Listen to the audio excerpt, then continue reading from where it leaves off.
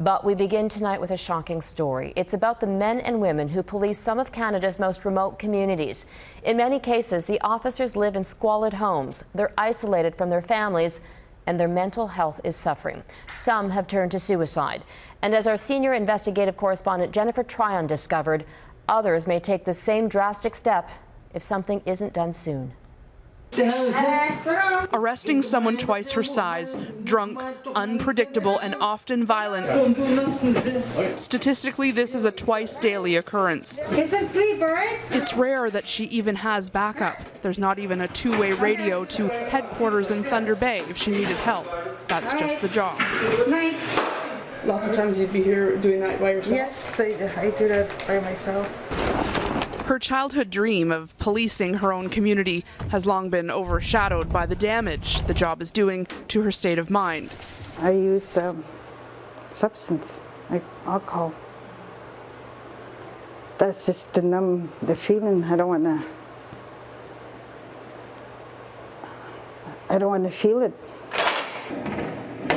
She's one of 150 Anishinaabe police officers, NAPS for short, in charge of a territory the size of France, 34 remote communities, accessible mostly by plane, and they're in real trouble. Understaffed, underfunded, and overworked. I think the longest shift I've worked is I've done 36 hours where you go night into day into night. Round-the-clock shifts, they say, are common. Weeks go by without a real day off. That's routine. Here, the cop is the counselor, the nurse, fire paramedic, coroner, and undertaker, all rolled into one. Policing the North ranks as some of the most extreme law enforcement in Canada. Please.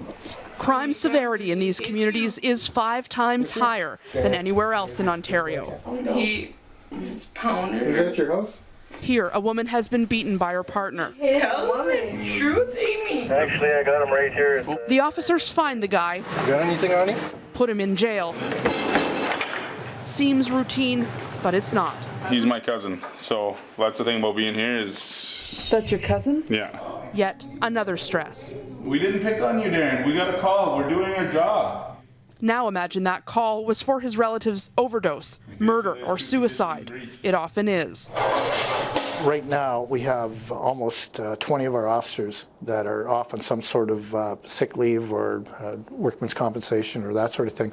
About a third of those officers are actually off because of stress-related issues. Because when the shift is finally over, for many officers, going home is making things worse. This is where you live? This is where we live.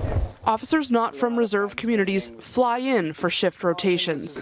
The band is required to house them. We're usually given a house that no one else lives in. Constable Joelle Haru lived in a house on a reserve for a year and a half that eventually got condemned. As soon as I walked in the house, there was a smell that I'll never get over.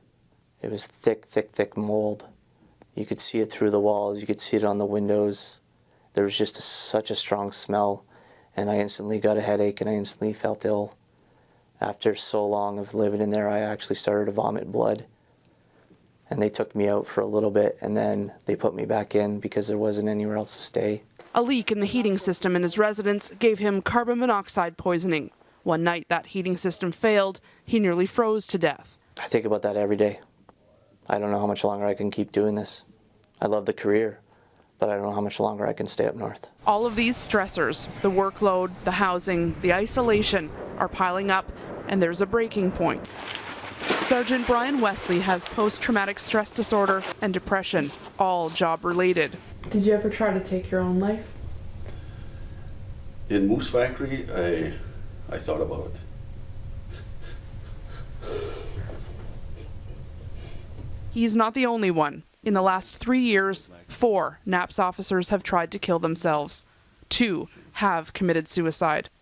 Constable Paulina Nguyen and Constable Richard Wesley, Brian's good friend. Their deaths, another trauma the tight-knit force is trying to cope with. We as a police service, we have to accept the responsibility of what happened to him. Because we shouldn't have made him work that long, that hard. Jennifer Tryon joins us now. Jen, some very powerful stories from some of the officers you spoke to. Is anyone addressing their concerns? Well, it's all coming to a head right now. There are some big decisions that need to be made. The funding agreement that NAPS has with the government is set to expire at the end of the week. And unless they get more money, they'll risk having to lay off 11 officers. And we've already seen how they're struggling. That could be disastrous. So the force is pleading with Ottawa and the province of Ontario to help them meet the standards that other police forces in this country already have. Robin. All right, thanks for that report, Jen.